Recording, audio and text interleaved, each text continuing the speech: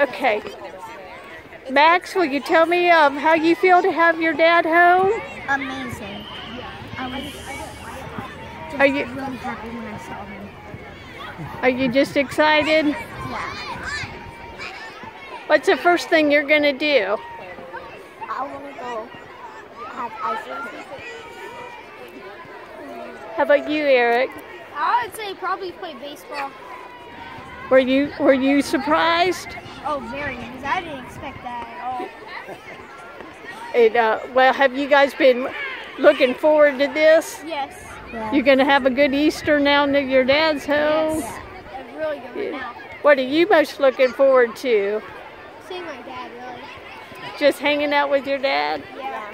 Well, good. Well, you guys have a good Easter. Okay.